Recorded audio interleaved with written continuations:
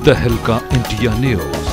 Please like and share and don't forget to subscribe. नमस्कार, स्वागत है आप सभी का तहलका इंडिया न्यूज में। मैं हूं योगेश थस्माना और आप देख रहे हैं हमारी खास पेशकश बजट पर, क्योंकि मोदी सरकार ने अपना बजट पेश कर दिया है। जी हां, अंतरिम वित्त मंत्री पीयूष गोयल ने आज संसद में मोदी सरकार का अंतरिम बजट पेश करते हुए कहा कि नरेंद्र मोदी ने देश को मजबूत सरकार दी है और हमने देश के आत्मविश्वास को बढ़ाया और दुनिया ने भारत की ताकत को पहचाना है।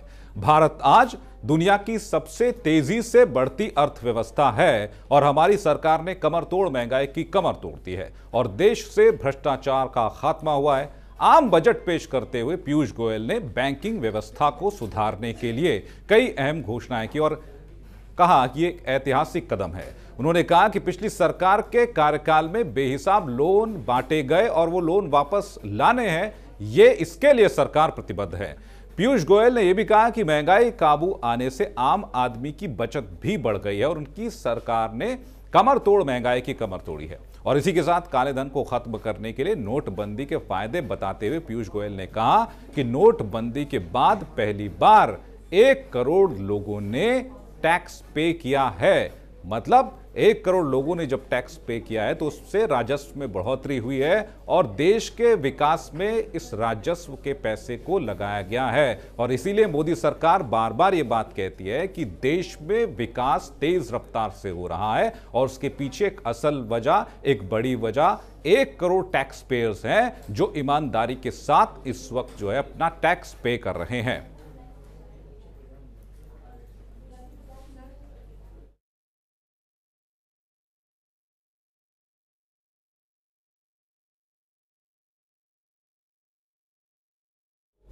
तो आम आदमी को सरकार की तरफ से एक बड़ा तोहफा है और यह बड़ी हाईलाइट है इस बार के बजट की, क्योंकि सरकार ने आयकर छूट की सीमा 2.5 से आपको बता दें कि 5 लाख रुपए कर दी है।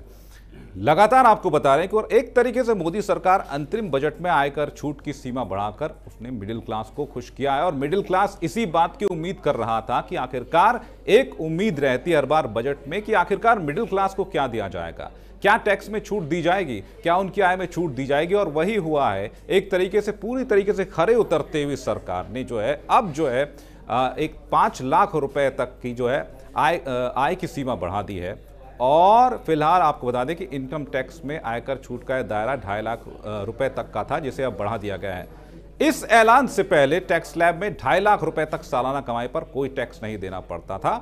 अब जबकि 5 लाख रुपए आय कर दी गई है और अब जो है जिसकी भी 5 लाख रुपए आय है उसको कोई टैक्स नहीं देना पड़ेगा। और इसी बात की उम्मीद जो है आम आदमी कर रहा था और ये उम्मीद पूरी हुई है इस बार मोदी सरकार के बजट में।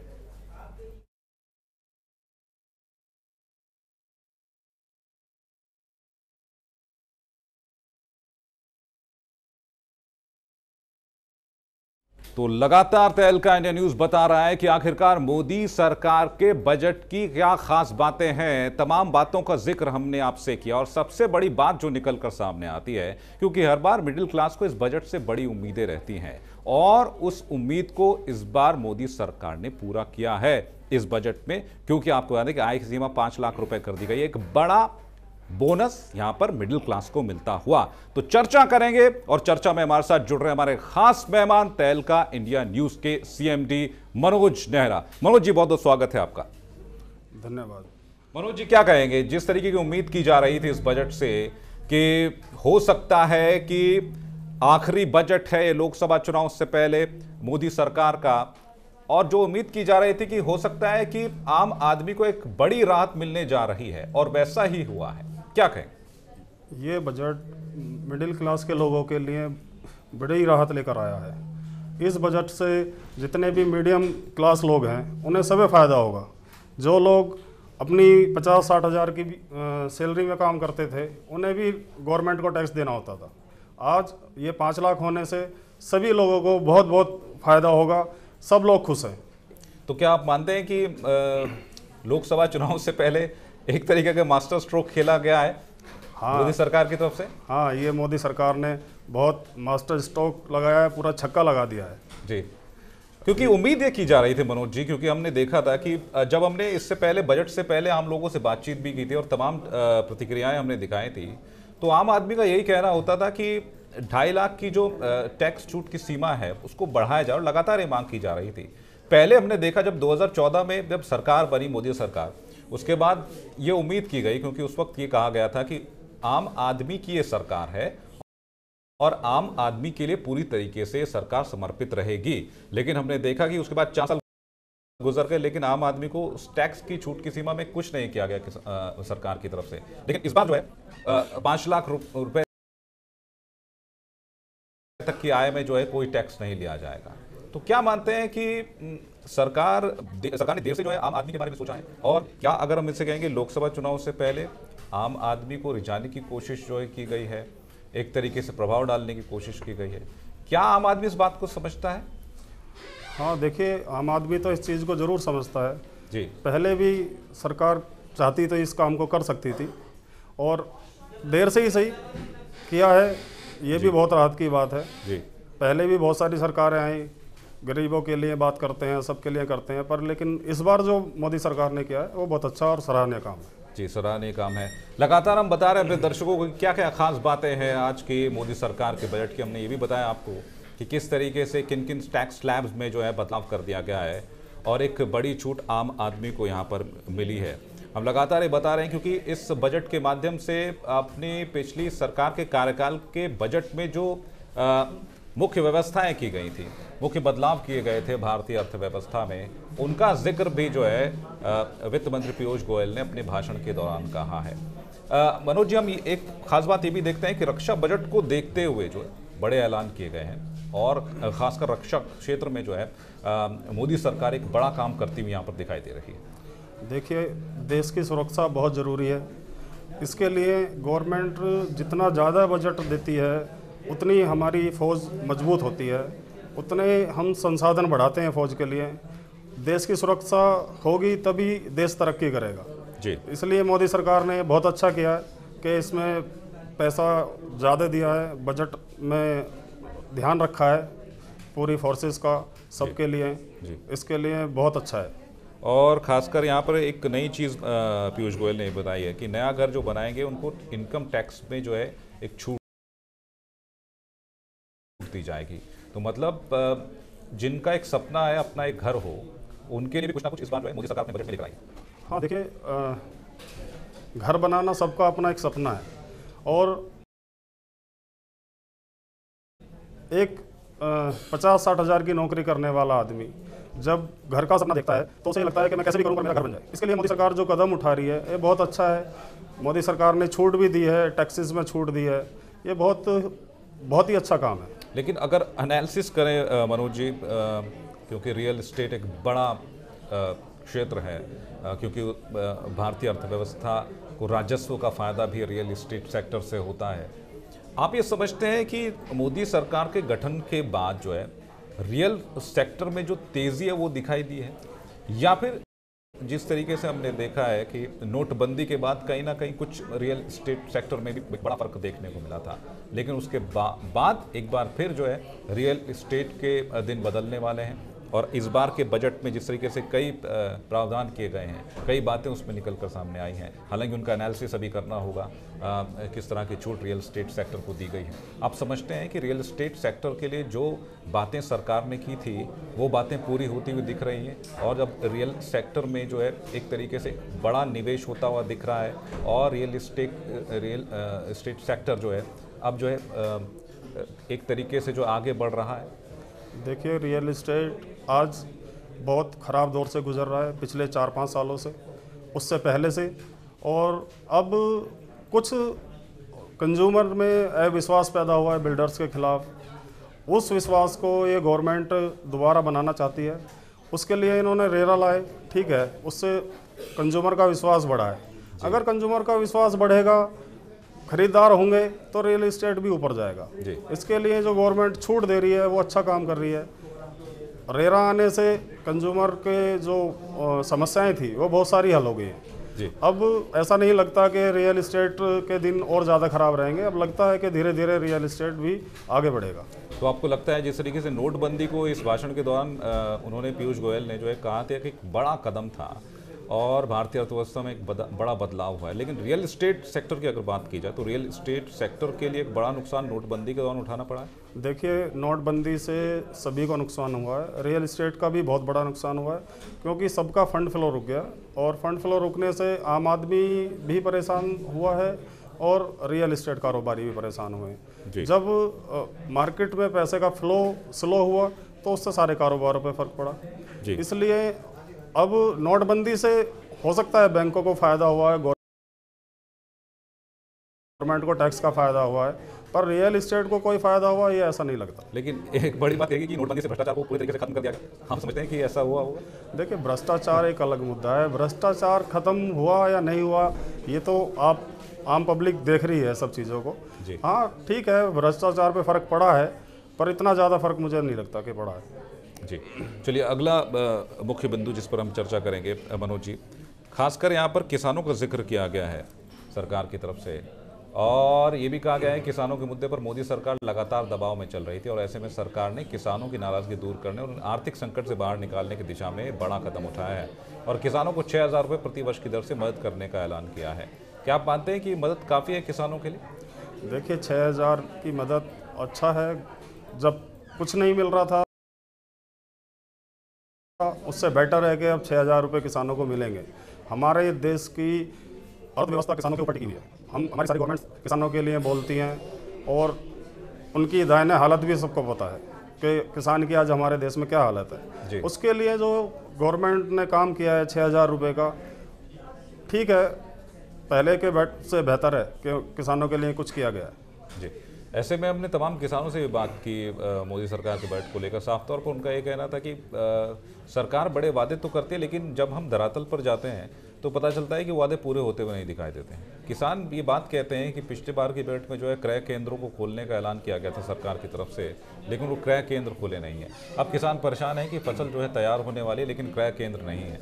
ऐसे में किसान जाए तो जाए कहाँ? एक बड़ा सवाल ये उठता है। देखिए, किसान को उसके शहर में, उसके गांव में क्रय केंद्र मिले तो उसे आसानी होगी बीज खरीदने में, खाद खरीदने में।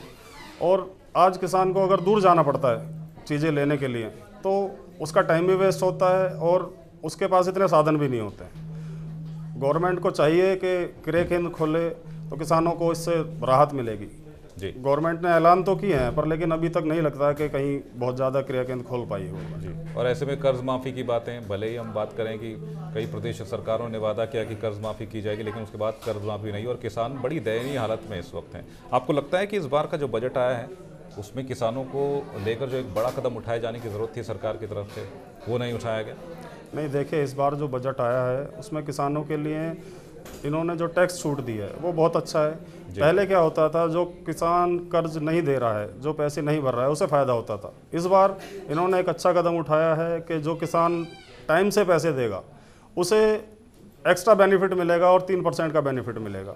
ये बहुत सराहनीय कदम है और उन लोगों को भी राहत मिलेगी, उन किसानों को भी लगेगा कि भाई मैं पैसे जमा करता हूँ तो मुझे तो कुछ फ़ायदा नहीं मिल रहा है जी, और जो किसान नहीं दे रहा है पैसे उसे फ़ायदा मिल रहा है। इस बार 2% तो सभी को फ़ायदा मिलेगा, पर लेकिन जो किसान टाइम से पैसा जमा करते हैं उन्हें 3% का फ़ायदा जो दिया है ये बहुत अच्छा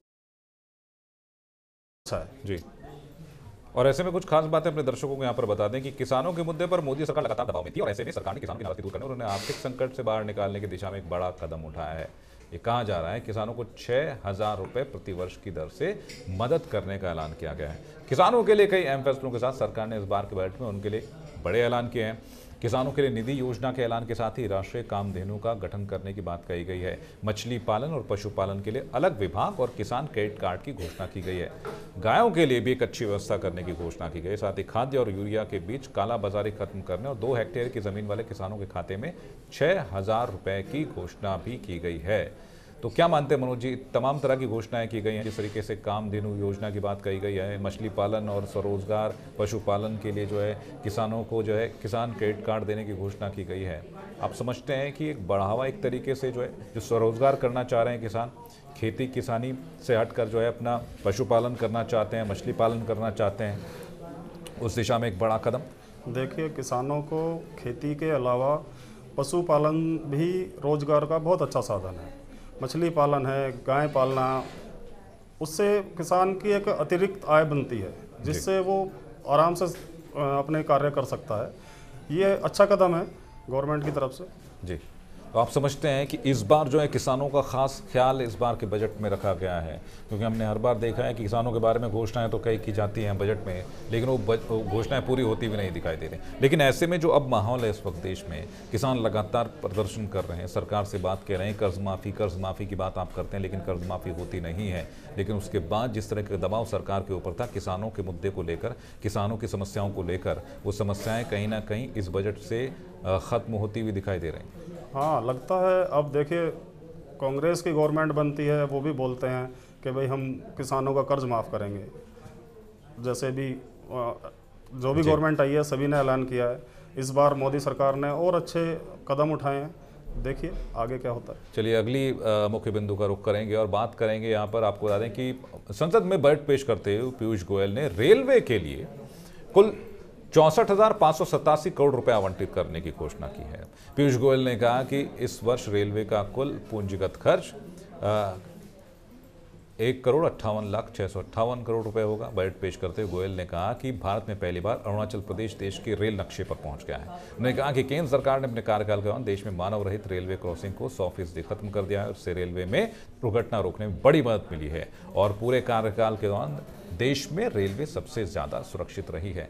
रेल बजट, मनोज जी, खासकर इस पर ध्यान रहता है क्योंकि हम जानते हैं कि रेल जो है एक भारतीय समाज के लिहाज से एक बेहद महत्वपूर्ण चीज़ है। ऐसे में लगता है कि रेल बजट को लेकर जो तमाम तरह की घोषणाएं की गई हैं इस बार के बजट में, वो लगता है कि उन घोषणाओं का सीधा असर जो है जनता पर पड़ता हुआ दिखाई देगा। हाँ, देखिए, जो घोषणाएं की हैं इस बार गवर्नमेंट ने, उससे आम आदमी को फ़ायदा होगा जी, क्योंकि रेल हमारे देश की एक ऐसी व्यवस्था है जिससे रेल, जब भी आम आदमी कहीं जाना होता है तो आदमी हेलीकॉप्टर से, हवाई जहाज़ से हर आदमी सफ़र नहीं कर सकता, पर लेकिन रेल से सब लोग पहुंच सकते हैं अपनी जगह पे। और इसके लिए बजट होना बहुत ज़रूरी है। देश में पहले से खैर रेल में काफ़ी सुधार हुआ है जी। पहले के मुकाबले। आज आप देखिए, रेल के अंदर से साफ़ सफाई की व्यवस्था, टॉयलेट साफ़ रहते हैं। अब पहले के मुकाबले रेल का सफ़र करना ज़्यादा आसान है और अच्छा है, साफ़ सुथरा हो गया है। तो इसके लिए बजट गवर्नमेंट ने अच्छा दिया है इस बार, ठीक है जी।